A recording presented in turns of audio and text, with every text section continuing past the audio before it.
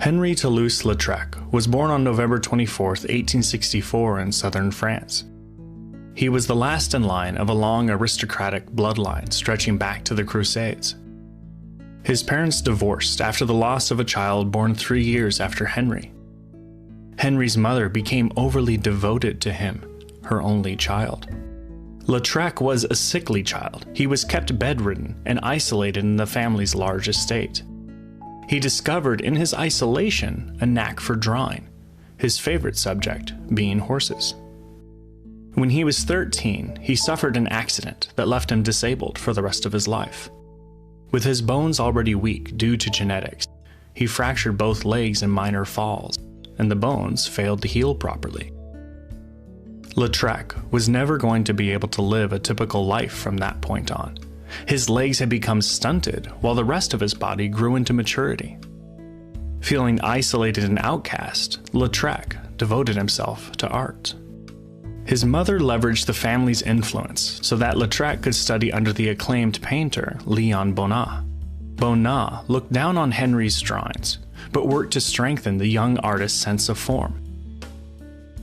When Bonnat closed his studio a few months later, Lautrec studied under Fernand Cormon, who allowed his students to roam the Paris streets searching for subjects to paint.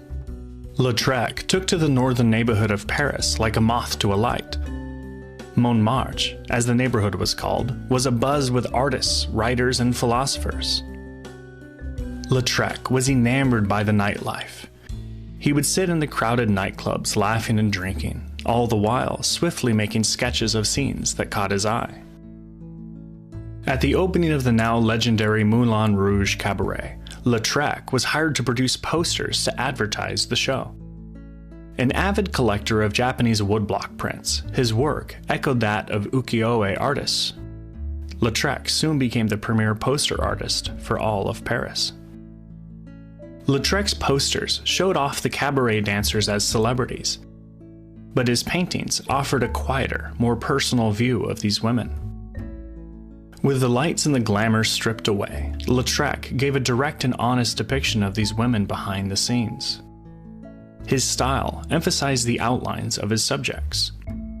To cope with the ridicule of his deformity, Lautrec abused alcohol, and he fell deeper and deeper as the years went on.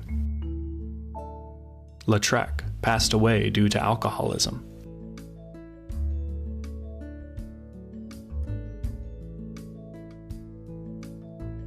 Henri de Toulouse-Lautrec felt like an outcast throughout his life. His own insecurities led him to seek out the downtrodden and those marginalized by society with a sympathetic eye.